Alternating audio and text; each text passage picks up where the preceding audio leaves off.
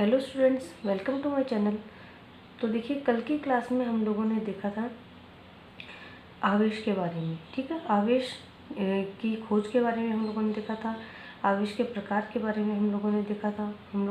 कि आवेश जो है वो दो प्रकार के हो सकते हैं हमारे पास में, धनात्मक और ऋणात्मक आवेश, जिनको नाम जो है वो बेंजामिन फ्रैंकलिन ने दिया था। और उसके एक गुण के बारे में भी हमें पता चला था कि समान प्रकृति के आवेश एक दूसरे को प्रतिकर्षित करते हैं और विपरीत प्रकृति के आवेश जो है वो एक दूसरे को आकर्षित करते हैं। ठीक है, अब आज की जो ये क्लास है हमारी, उसके अंदर हम लोग इससे आगे बढ़ेंगे और हम लोग देखेंगे आवेशित करने की विधियाँ। ठीक है, आवेशन की विधियों के बारे में देखेंगे, यानी कि किसी भी पदार्थ पर आवेश जो है वो किन किन विधियों के द्वारा हम लोग ला सकते हैं। किसी पदार्थ को अगर हमें आवेशित करना हो तो कौन कौन सी विधियां हैं जिनके द्वारा हम लोग किसी पदार्थ को आवेशित कर सकते हैं, इसके बारे में हम लोग इसमें देखेंगे। उससे पहले हम लोग बता देते हैं कि कल हम लोगों ने देखा था कि भाई अगर कोई भी पदार्थ है और उसके अंदर से इलेक्ट्रॉन का स्थानांतरण हो सकता है तो उस पदार्थ को आवेशित किया जा सकता है। वो पदार्थ आवेशित हो सकता है जिसके अंदर से इलेक्ट्रॉन का स्थानांतरण हो सकता है। ठीक है, यानी कि जिसके अंदर से इलेक्ट्रॉन फ्लो कर सकते हैं आसानी से, जो इलेक्ट्रॉन्स को परमिशन देता है अपने अंदर से गुजरने की। तो ऐसे जो पदार्थ जो है वो चालन पदार्थ हो जाएंगे। ठीक है, यहाँ से हमारे पास में दो तरीके के पदार्थ भी मिल जाते हैं हमारे पास। तो फर्स्ट जो है वो तो हमें मिल जाएगा चालन पदार्थ या चालक पदार्थ। ठीक है, और एक हमारे पास में हो जाएगा अचालक पदार्थ।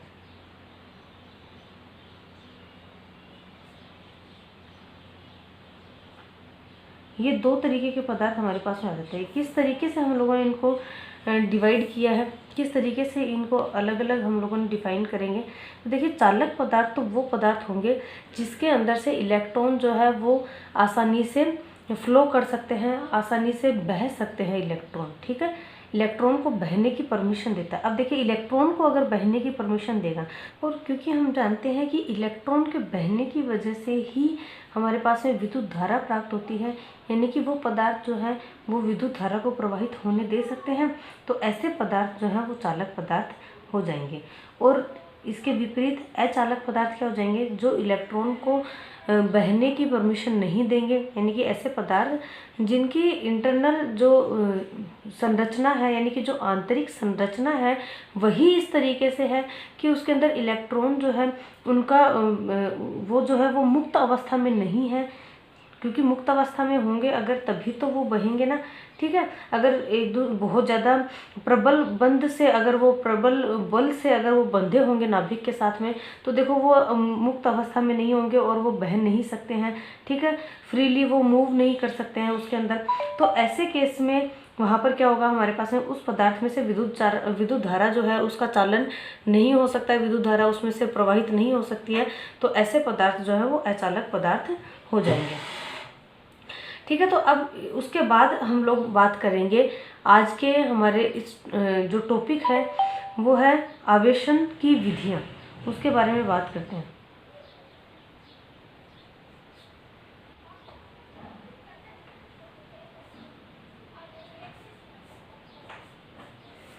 आवेशन की विधियाँ, तो देखिए, आवेशन की हमारे पास में 3 तरह की विधियाँ हैं। ठीक है, और तीनों को ही आज हम इस वीडियो के अंदर पूरा विस्तार से करेंगे।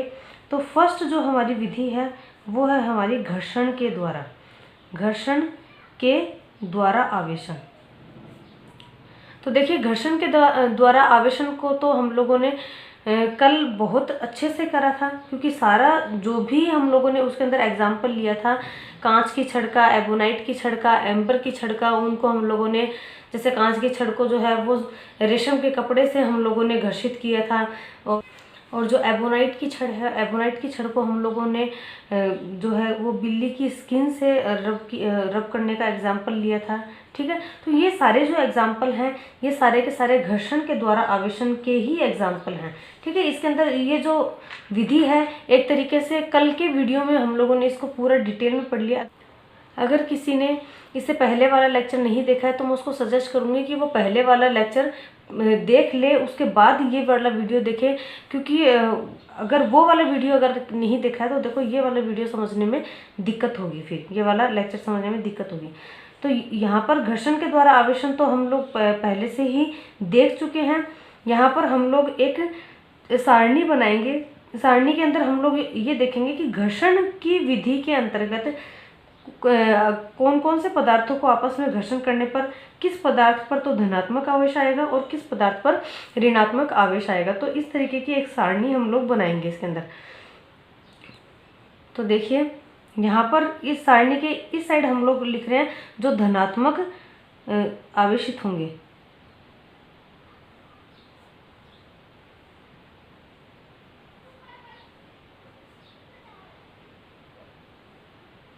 धनात्मक आवेशित पदार्थ इस साइड होंगे और यहाँ पर होंगे ऋणात्मक आवेशित पदार्थ।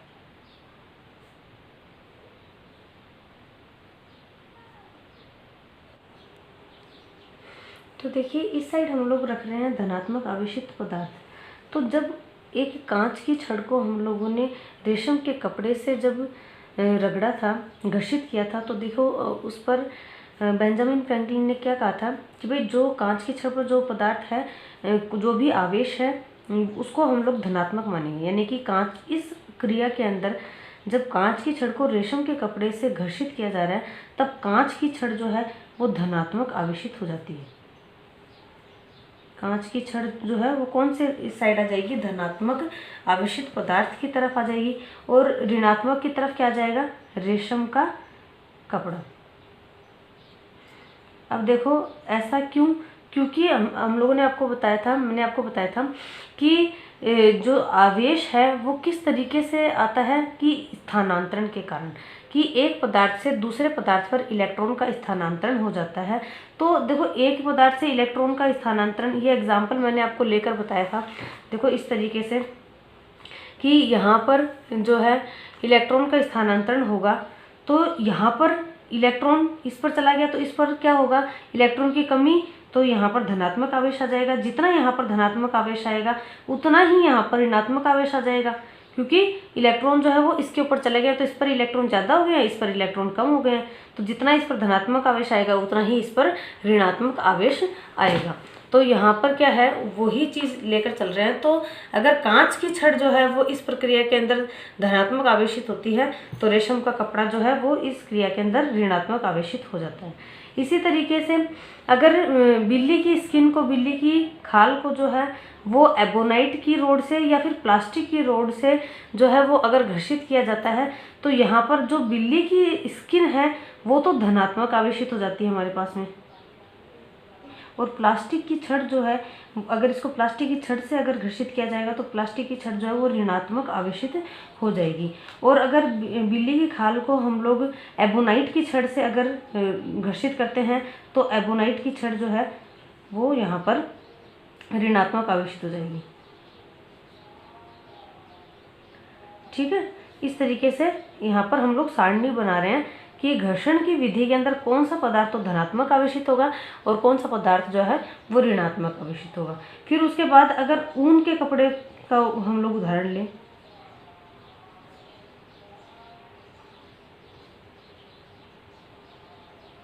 ऊन के कपड़े को अगर हम लोग एम्बर जो पदार्थ है, तो देखो सबसे पहले जिसका वहाँ जिसको अंदर ऑब्जर्व किया था, तो एम्बर से अगर करते हैं तो देखो ऊन का कपड़ा जो है वो तो धनात्मक आवेशित होगा, और एम्बर जो है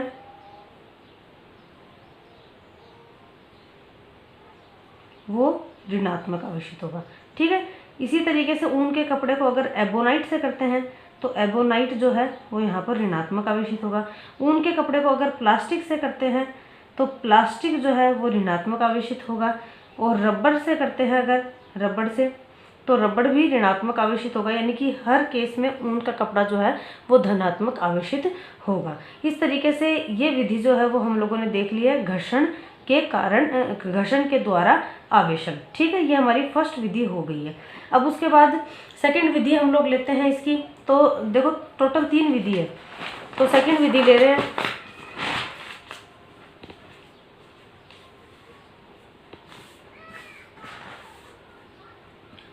तो सेकंड विधि है हमारी यहाँ पर चालन के द्वारा आवेशन, या फिर इसको बोलते हैं संपर्क के द्वारा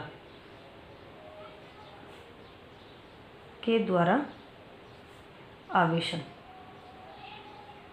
ठीक है, या तो चालन के द्वारा आवेशन बोल दो या संपर्क के द्वारा आवेशन बोल दो, कोई भी आप इसको नाम से बता सकते हो।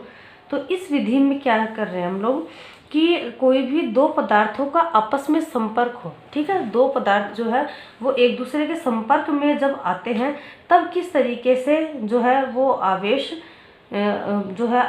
वितरित होगा यहाँ पर, वो हम लोग यहाँ पर देख रहे हैं। ठीक है, तो इसके अंदर हम लोग क्या कर रहे हैं, देखो डायग्राम से समझेंगे अच्छे से समझ में आएगा। तो इसके अंदर हम लोग क्या कर रहे हैं कि एक जो है ये धातु का एक गोला ले लिया है, ठीक है, और इसको एक अचालक पदार्थ के स्टैंड पर रखा हुआ है। ठीक है, अचालक पदार्थ के स्टैंड पर रख दिया है एक धातु के गोले को। ये धातु का गोला जो है वो यहाँ पर आवेशित नहीं है। आवेशित नहीं है से मतलब देखो अब आपको समझ में आना चाहिए, आवेशित नहीं है जब मैं बोलती हूँ तो इसका मतलब ये है कि इसके पास जितने मात्रा में इलेक्ट्रॉन है उतने ही मात्रा में इसके पास में प्रोटॉन है। ठीक है, दोनों की संख्या बराबर है। ऐसा नहीं है कि इसके पास इलेक्ट्रॉन नहीं है या प्रोटॉन नहीं है, ये तो मौजूद है, क्योंकि अगर ये चीज़ नहीं होगी तो कोई भी पदार्थ बनेगा ही नहीं। तो ये धातु का बना हुआ है, इसके अंदर इलेक्ट्रॉन प्रोटॉन तो है लेकिन बराबर मात्रा में है फिलहाल। ठीक है, तो अब इसको एक यहाँ पर हम लोगों ने अचालक पदार्थ के स्टैंड पर रख दिया। अचालक पदार्थ के स्टैंड पर इसीलिए रखा है क्योंकि जो अपना पृथ्वी है वो भी आपको पता है चालक की तरह व्यवहार करती है। तो अगर ऐसा होगा तो यहाँ पर क्या होगा, दोनों चालक अगर एक दूसरे के संपर्क में आएंगे तो इलेक्ट्रॉन वगैरह का जो है आवेश का स्थानांतरण हो जाएगा। तो बीच में संपर्क तोड़ने के लिए कि इस धातु के गोले का पृथ्वी से कोई संपर्क नहीं रहे, इसलिए बीच में ये जो स्टैंड है ये हम लोगों ने लगाया है अचालक पदार्थ का। ठीक है, अब इसको हम लोगों को क्योंकि ये फिलहाल आवेशित नहीं है ना, तो इसको आवेशित करना है। किस विधि से करना है, चालन विधि से या संपर्क विधि से हम लोग इसको आवेशित करके दिखाएंगे। तो अब क्या करते हैं, एक दूसरा गोला है, ठीक है, ये दूसरा गोला है, इसको भी सेम उसी तरीके से अचालक पदार्थ के स्टैंड पर रखा हुआ है। लेकिन ये जो धातु का गोला है ये आवेशित है, इसके ऊपर 6 धनात्मक आवेश है। ठीक है, 1 2 3 4 5 6, तो 6 धनात्मक आवेश है इसके ऊपर। अभी इन दोनों को हम लोगों ने अलग अलग रख रखा है, एक दूसरे से इनका कोई भी संपर्क नहीं है। 6 धनात्मक आवेश होने का मतलब समझो, यानी कि इसके पास में जो सामान्य अवस्था में जितने इलेक्ट्रॉन है उससे 6 कम है। ठीक है, यानी कि 6 इलेक्ट्रॉनों की कमी है इसके पास, तभी तो 6 धनात्मक आवेश आए ना इसके पास। यानी कि इस गोले से जो है वो 6 इलेक्ट्रॉन जो है वो कहीं पर चले गए हैं, इस यहाँ से इसको निकाल लिए गए हैं 6 इलेक्ट्रॉन। इस वजह से सामान्य अवस्था से इसके पास 6 इलेक्ट्रॉनों की कमी हो गई है। अब क्या करते हैं, नेक्स्ट स्टेज में हम लोग इन दोनों धातु के गोले जो है इनका संपर्क करवा देते हैं, एक दूसरे के संपर्क में ले आते हैं इनको। ठीक है, इस तरीके से समझ रहे हो। तो अब क्या है कि इसके अंदर अब क्योंकि इलेक्ट्रॉन तो इसके पास में भी है ही और इलेक्ट्रॉन प्रोटॉन दोनों के पास में ही है, लेकिन इसके पास में जो है वो सामान्य अवस्था से 6 इलेक्ट्रॉनों की कमी है। अब क्या है, यहाँ पर 6 इलेक्ट्रॉनों की कमी है, यानी कि प्रोटॉन ज़्यादा है। अब आपको पता है इलेक्ट्रॉन जो है वो प्रोटॉन की तरफ आकर्षित तो होते ही हैं। तो जैसे ही जब हम लोगों ने इन दोनों को संपर्क में लेके आया तो क्या होगा कि इसके पास से इलेक्ट्रॉन जो वो इसकी तरफ फ्लो करने लग जाएंगे, इसकी तरफ जो है जाएंगे जब इनको संपर्क में लेके आए। इस स्थिति में देखो अलग अलग है तब नहीं, जब संपर्क में लेके आए तब इलेक्ट्रॉन एक जगह से दूसरी जगह स्थानांतरित हो सकते हैं। तो क्या करेंगे, यहाँ से इलेक्ट्रॉन जो है वो इसकी तरफ स्थानांतरित होने लगेंगे। तो देखो एक इलेक्ट्रॉन जाएगा पहले, फिर दूसरा इलेक्ट्रॉन जाएगा, तीसरा इलेक्ट्रॉन जाएगा। इसके पास भी सामान्य अवस्था से अब 3 इलेक्ट्रॉन की कमी हो चुकी है। ठीक है, यहाँ पर सामान्य अवस्था से 3 इलेक्ट्रॉनों की कमी हो चुकी है, इसको 3 इलेक्ट्रॉन दे दिए, यानी कि 3 इलेक्ट्रॉन की कमी की तो हम लोगों ने भरपाई कर दी है यहाँ पर। ठीक है, लेकिन 3 इलेक्ट्रॉनों की अभी भी कमी है। समझ रहे हो आप कैसे हुआ ये, इलेक्ट्रॉन यहाँ से यहाँ पर गए हैं। ठीक है, तो इलेक्ट्रॉन की कमी यहाँ पर होने लग जाएगी क्योंकि ये अपने इलेक्ट्रॉन इसको दे रहा है अब। ठीक है, तो 1 इलेक्ट्रॉन देगा, इसका 1 इलेक्ट्रॉन की कमी पूरी हो गई, 5 बचे। ये एक और देगा, अब यहाँ पर 4 बचेंगे, 2 इलेक्ट्रॉन की कमी यहाँ पर हो गई है। एक और देगा तो यहाँ पर अब 3 बचेंगे। ठीक है, तो यहाँ पर भी अब 3 इलेक्ट्रॉन कमी होगी, तो ये बराबर बराबर हो जाएगा। अब क्योंकि दोनों बराबर अवस्था में है, ठीक है, तो अब आवेश का आगे जो है वो स्थानांतरण नहीं होगा, क्योंकि इलेक्ट्रॉन इन दोनों के ऊपर बराबर स्थिति में है। दोनों जो आवेश है वो बराबर स्थिति में है। आवेशों का जब जो है कि अगर वो इक्वल नहीं होते ना, बराबर नहीं होते हैं, असामान्य होता है, तब आवेश का जो है वो प्रभाव होता है। जैसे कि ताप के अंदर होता है, तापांतर जब होता है, यानी कि एक अगर ज़्यादा टेम्परेचर पर है और एक अगर कम टेम्परेचर पर है, अगर ताप का जो है वो अंतर होता है, तब जो है ताप जो है एक जगह से दूसरी जगह प्रवाह होता है, ताप का और या फिर ऊष्मा का। तो आवेश भी जब तक संतुलित नहीं हो जाते हैं तब तक प्रवाहित होते हैं। तो उस हिसाब से यहाँ पर इसके पास 3 और इसके पास 3 जो है इलेक्ट्रॉनों की कमी हो जाएगी। और अब इस स्थिति के बाद हम लोग इनको अलग अलग कर सकते हैं। तो ये हमारे पास में, इसको हम लोगों ने अलग कर दिया, इसके पास में 3 इलेक्ट्रॉनों की कमी है। ये जो दूसरा वाला है इसके पास पहले 6 इलेक्ट्रॉनों की कमी थी, लेकिन अब इसके पास में 3 इलेक्ट्रॉनों की ही कमी है, ठीक है। तो यहाँ से क्या है कि देखो इस वाले, ये जो धातु का गोला था हमारा, उसको हम लोगों ने आवेशित किया है किसी दूसरे आवेशित गोले के संपर्क में लाकर, ठीक है। तो ये जो विधि है इसको हम लोग बोलते हैं संपर्क विधि या चालन विधि, ठीक है।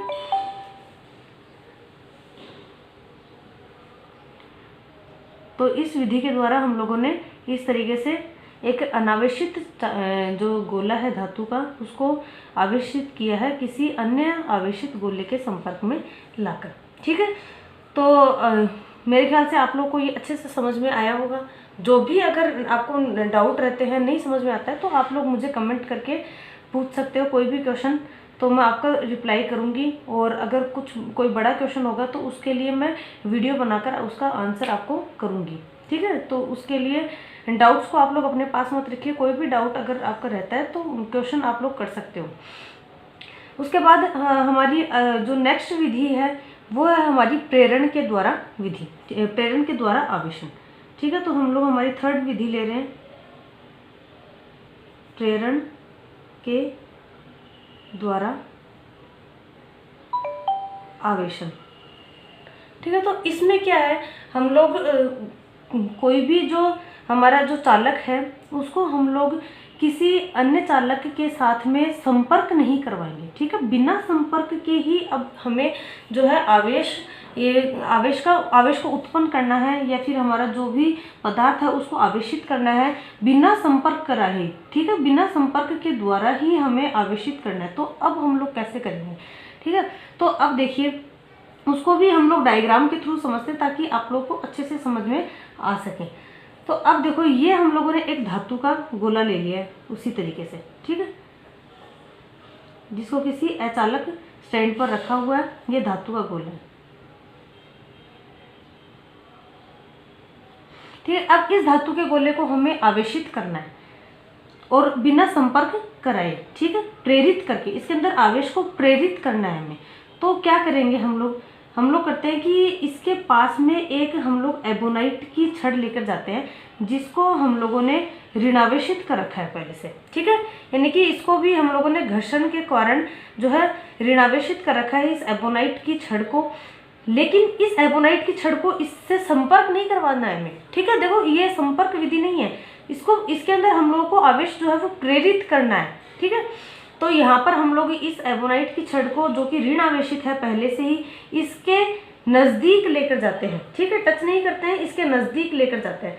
तो जब नज़दीक लेकर जाते हैं हम लोग, तो क्या होता है कि इसके अंदर यहाँ पर इसके अंदर ध्रुवीय विभाजन हो जाएगा, ठीक है, 2 तरीके के। क्योंकि देखो, इसके अंदर जो धनात्मक आवेश है और जो ऋणात्मक आवेश है, दोनों तरीके के आवेश हैं। तो अब हम लोगों ने देखो लास्ट वीडियो में देखा था कि समान प्रकृति के आवेश जो वो एक दूसरे से प्रत्याकर्षित होते हैं, और विपरीत प्रकृति के आवेश जो है वो एक दूसरे की तरफ आकर्षित होते हैं। तो क्या होगा, इसका जो ऋणात्मक आवेश है ना, इसके जो इलेक्ट्रॉन्स हैं वो इस जो एबोनाइट की छड़ जो कि ऑलरेडी ऋणावेशित है, इससे क्या होंगे, वो प्रतिकर्षित होंगे, क्योंकि माइनस माइनस से एक दूसरे से प्रतिकर्षित ही होंगे।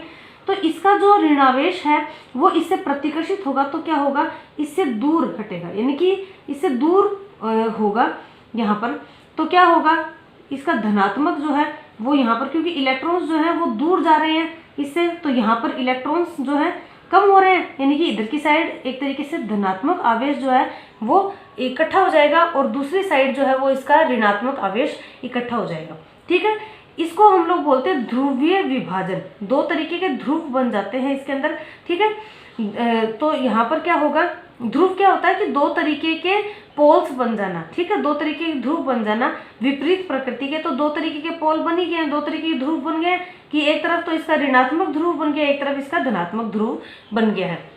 वो किस वजह से, यहाँ पर प्रेरण के कारण। देखो प्रेरित किया है ना ऐसा करने के लिए, इसको बिना संपर्क करवाए ही प्रेरित किया है कि एक तरफ तो इसका ऋणावेश हम लोगों ने इकट्ठा कर दिया और एक तरफ इसका धनावेश इकट्ठा कर दिया। ठीक है, ऐसा करते हैं हम लोग प्रेरण के द्वारा। अब क्या करते हैं, क्योंकि हम लोग को इसको आवेशित करना है, तो नेक्स्ट में हम लोग क्या करते हैं, अब इसके अंदर क्योंकि दो तरीके के ध्रुव बन गए, एक तरफ इसका धनात्मक आ गया और एक तरफ इसका ऋणात्मक आ गया, तो अब हम लोग क्या करेंगे कि इसको भू संपर्कित करवा देते हैं। ठीक है, भू संपर्कित करवाते हैं एक तार के द्वारा।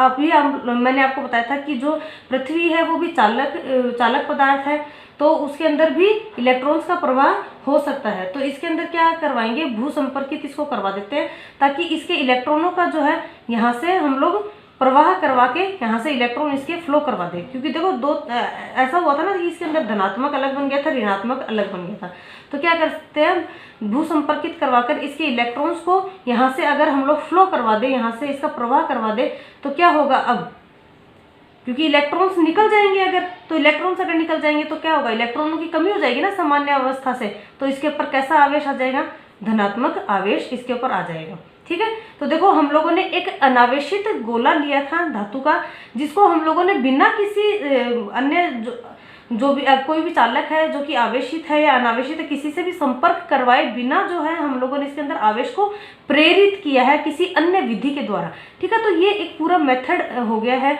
जिसके द्वारा हम लोगों ने इस धातु के गोले को आवेशित किया है प्रेरण के द्वारा। देखो प्रेरित किया है, इसलिए इस विधि का नाम है प्रेरण के द्वारा आवेशन। तो देखिए प्रेरण के द्वारा आवेशन विधि जो है, इसी के अंदर हमें हमारे एक क्वेश्चन का आंसर मिलता है कि कोई भी एक आवेशित बॉडी है, कोई भी एक आवेशित पदार्थ है, वो चाहे वो धनात्मक आवेशित हो चाहे ऋणात्मक आवेशित हो, ठीक है, वो किसी भी एक अनावेशित पदार्थ को किस तरीके से आकर्षित या प्रत्याकर्षित करता है। ठीक है, तो इस क्वेश्चन का आंसर हमें इसी विधि के द्वारा मिलता है। तो देखो यहाँ पर जैसे कि ये गोला था, ये अनावेशित ही था, लेकिन जब कोई अन्य आवेशित पदार्थ को हम लोग इसके पास लेके गए तो यहाँ पर क्या हुआ, ध्रुव बन गए दो तरीके के। तो ध्रुव बनने के कारण अब क्योंकि ये यहाँ पर इसका धनात्मक इकट्ठा हो गया और इस साइड इसका ऋणात्मक इकट्ठा हो गया, ठीक है, तो क्या होगा, ये धनात्मक और ये ऋणात्मक एक दूसरे को आकर्षित करेंगे यहाँ पर। ठीक है, तो इस तरीके से ही यहाँ पर कोई भी एक आवेशित पदार्थ जो है वो किसी अन्य अनावेशित पदार्थ को आकर्षित या प्रतिकर्षित कर सकता है, क्योंकि इसमें दो तरीके के ध्रुव बन गए। देखो एक तरफ आ गया इसका धनात्मक और एक तरफ आ गया इसका ऋणात्मक, तो अब ये आसानी से इधर से इसके साथ में आकर्षित हो सकता है। ठीक है, तो देखिए अब हम लोग जो है ये हमारी तीनों विधियां हो चुकी हैं। अब हम लोग इस टॉपिक के लास्ट पॉइंट पर आ चुके हैं। अब हम लोग क्या देखेंगे कि कुछ महत्वपूर्ण बिंदु देखें कि आवेशन से संबंधित जो प्रक्रिया है उसके अंदर किन महत्वपूर्ण बिंदुओं का हमें ध्यान रखना चाहिए। देखो आवेश की जब प्रक्रिया होती है तो उसके अंदर द्रव्यमान को नज़रअंदाज नहीं किया जा सकता है। तो द्रव्यमान से संबंधित कुछ फैक्ट हम लोग देखेंगे।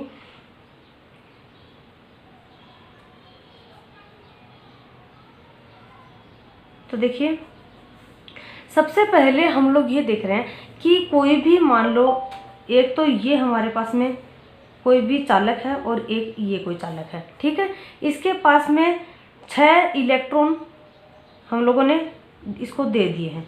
ठीक है, यानी कि इसके पास में 6 ऋणात्मक आवेश है और इससे हम लोगों ने 6 इलेक्ट्रॉन ले लिए हैं। ठीक है, ऐसे समझ लो कि इससे 6 इलेक्ट्रॉन इसके पास में चले गए हैं, यानी कि इसके पास में क्या होगा, 6 इलेक्ट्रॉन की कमी हो जाएगी। ठीक है, ऐसा ही होगा कि अगर मान लो कि इससे 6 इलेक्ट्रॉन जो है वो इसके पास में चले गए हैं, तो इसके पास 6 इलेक्ट्रॉन अधिक हो जाएंगे और इसके पास में 6 इलेक्ट्रॉन कम हो जाएंगे। सेम जो धातु है उसके हम लोगों ने गोले लिए, यानी कि धातु दोनों की सेम है, सारा जो समान आकार का समान द्रव्यमान का ही हम लोगों ने 2 धातु के गोले लिए थे। लेकिन अब हम लोगों ने क्या किया, इनको आवेशित कर दिया है।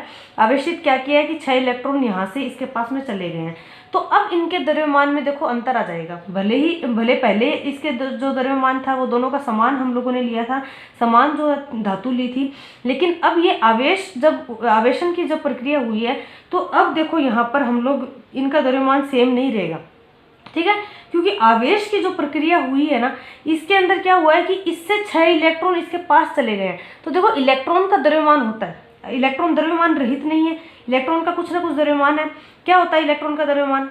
m होता है 9.1 × 10⁻31 किलोग्राम, ठीक है, इतना होता है इलेक्ट्रॉन का द्रव्यमान।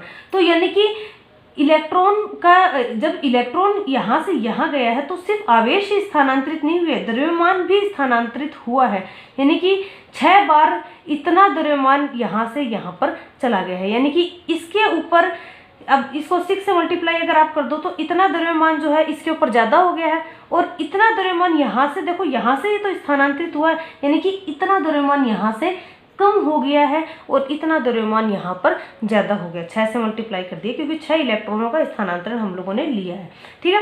तो इस तरीके से जो आवेश है वो द्रव्यमान रहित नहीं है, ठीक है। कोई भी जो आवेशित पदार्थ है वो द्रव्यमान रहित नहीं हो सकता है, क्योंकि देखो आवेश का कुछ ना कुछ द्रव्यमान अवश्य होता है, ठीक है। कोई भी द्रव्यमान जो है वो आवेश रहित हो सकता है, ये तो पॉसिबल है कि कोई भी द्रव्यमान है हो सकता है उस पर किसी भी तरीके का आवेश जो है वो प्रभावी नहीं हो, न्यूट्रल हो सकता है ना, वो उदासीन हो सकता है कि जितने इलेक्ट्रॉन उतने ही प्रोटॉन हो। तो कोई भी द्रव्यमान जो है वो आवेश रहित हो सकता है, लेकिन कोई भी आवेश जो है वो द्रव्यमान रहित नहीं हो सकता है, क्योंकि आवेश अगर है तो कोई ना कोई तरीके का द्रव्यमान तो उससे संबंधित होगा ही, आवेश का द्रव्यमान होता है, ठीक है। तो एक तो ये फैक्ट हम लोग को ध्यान रखना है कि अगर ऐसा कुछ एग्जाम्पल अपने को, देखो ऐसा एग्जाम्पल हम लोग लेंगे, एग्जाम्पल के लिए न्यूमेरिकल्स के लिए मैं अलग से आपको वीडियो दूंगी। तो इसके अंदर क्या है कि यहाँ पर अगर ऐसा क्वेश्चन अगर अपने को मिलता है तो उसके अंदर अपने को देखो यहाँ पर द्रव्यमान से संबंधित क्वेश्चन पूछा जा सकता है आवेश की प्रक्रिया का उदाहरण लेते हुए, ठीक है। तो उसके बाद हम लोग दूसरा पॉइंट देख रहे हैं कि अगर हम लोगों को ये देखना है किन्हीं 2 पदार्थों का कि वो आवेशित है या नहीं, ठीक है, तो उसका सबसे प्रमाणित उपाय ये है कि अगर कोई 2 पदार्थ जो हैं वो प्रतिकर्षित हो रहे हैं तब तो देखो दोनों ही जो है आवेशित पदार्थ हो जाएंगे, लेकिन आकर्षण जो है इसका प्रमाणित जो है तथ्य नहीं हो सकता है, क्योंकि आकर्षण तो देखो एक आवेशित और एक अनावेशित के बीच में भी आकर्षण हो सकता है ना। कोई भी पदार्थ एक जो है ये तो कैसा हो, आवेशित हो, और एक जो दूसरा पदार्थ है ये अनावेशित हो, तो भी इन दोनों के बीच में क्या संभव है, आकर्षण इनके बीच में संभव है, लेकिन प्रतिकर्षण इनके बीच में संभव नहीं है। प्रतिकर्षण कब होगा, जब दोनों ही जो है यहाँ से आवेशित हों, तब इन दोनों के बीच में क्या होगा, प्रतिकर्षण का संभव हो सकता है। तो प्रतिकर्षण के द्वारा, इस मेथड के द्वारा हम लोग दोनों पदार्थों के आवेशित होने का यहाँ पर हम लोग जांच कर सकते हैं, एक तरीके से ये टेस्ट हो जाएगा यहाँ, ठीक है। तो ये कुछ महत्वपूर्ण बिंदु है। अब इनसे रिलेटेड कुछ एग्जांपल्स लेंगे, कुछ न्यूमेरिकल्स लेंगे हम लोग, जो कि नेक्स्ट वीडियो में हम लोग लेंगे। तो उससे पहले जो अब तक के जो टॉपिक हो चुके हैं उनको एकदम अच्छे से अंडरस्टैंड कर लो, और कोई भी अगर डाउट रह जाते हैं तो वो आप लोग अच्छे से मेरे को पूछ सकते हो, मैं उनका रिप्लाई करूँगी। अगर वीडियो समझ में आया है, आपको अच्छा लगा है, तो प्लीज़ लाइक करो, चैनल को सब्सक्राइब ज़रूर कर लो, ताकि जो है आपको आगे से आगे इसी तरीके से फिजिक्स के लेक्चर मिलते रहें। और बेल आइकन को ज़रूर प्रेस करना, क्योंकि उससे क्या है कि नेक्स्ट क्लास की आपको डायरेक्ट नोटिफिकेशन मिल जाएगी।